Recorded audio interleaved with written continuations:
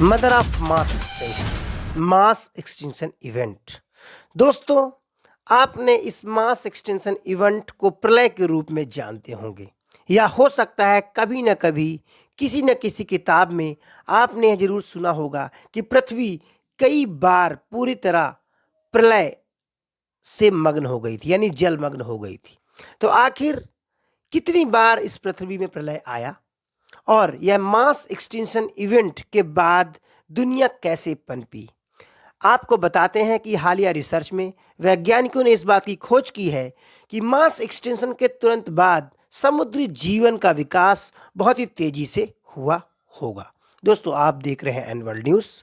कृपया हमारे चैनल को सब्सक्राइब, ज्वाइन और सपोर्ट जरूर करें, क्योंकि हम समय समय पर आपको रिसर्च, ज्ञान विज्ञान और खेल जगत की बड़ी खबरों के साथ प्रस्तुत होते रहते हैं। तो आइए बात करते हैं इस हालिया रिसर्च की।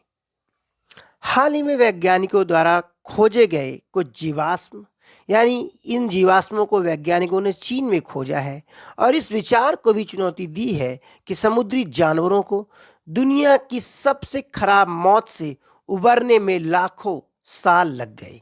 यानी मास एक्सटेंशन इवेंट के बाद समुद्री जीवन बहुत ही तेजी से पनपा और इसका विकास हुआ।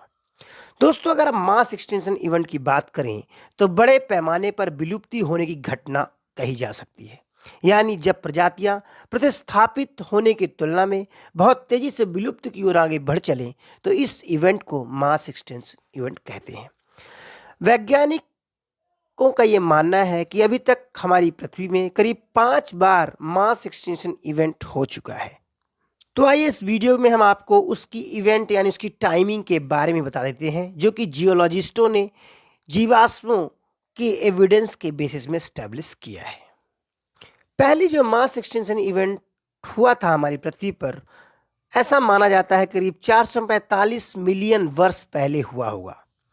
इस पीरियड को ऑर्डोविशियन मास एक्सटेंशन इवेंट के नाम से जाना जाता है, जिसमें माना जाता है कि सभी प्रजातियां, लगभग 85% तक की प्रजातियां इस पृथ्वी से विलुप्त हो गई थी। वही जो दूसरी सामूहिक विलुप्ति थी वो डेवोनियन मास एक्सटेंशन इवेंट के नाम से जाना जाता है। यह लगभग 375 मिलियन पूर्व हुआ होगा, जिसमें करीब 75% से ज़्यादा ही प्रजातियां खत्म हो गई थी। वही तीसरी जो सामूहिक विलुप्ति मास एक्सटेंशन इवेंट हुआ था वह परमियन एज में हुआ था। वह अभी से लगभग 250 मिलियन साल पहले हुआ होगा। इसे वैज्ञानिक ग्रेट डाइंग के नाम से भी बताते हैं। वही चौथा मास एक्सटेंशन इवेंट ट्रायसिक पीरियड में हुआ था। यह अभी से लगभग 200 मिलियन साल पहले हुआ था। इसी में कुछ डायनासोर सहित पृथ्वी की करीब 80% प्रजातियां समाप्त हो गई थी। वही जो पांचवी जो एक्सटेंशन इवेंट हुआ था वह क्रेटेशियस टाइम में हुआ था, जो कि अभी से लगभग 65 मिलियन साल पहले हुआ था, जिसमें गैर एवियन डायनासोर पूरी तरह से इस पृथ्वी से विलुप्त हो गए थे। तो ये थी बात मास एक्सटेंशन इवेंट की। दोस्तों, अब चलते हैं इस हालिया रिसर्च की ओर। हाल ही में साइंस टुडे में एक रिसर्च पेपर प्रकाशित हुआ है, जिसमें दक्षिणी चीन में एक असाधारण रूप से मिले जीवाश्मों से इस बात का पता चला है कि मास एक्सटेंशन इवेंट के तुरंत बाद जो समुद्री जीवन का विकास बहुत तेजी से हुआ होगा। वहीं वैज्ञानिकों ने गुइयांग बायोटा के बारे में भी खोज निकाला। यह बायोटा के जीव लगभग 250 मिलियन वर्ष पहले रहा करते थे इस पृथ्वी पर।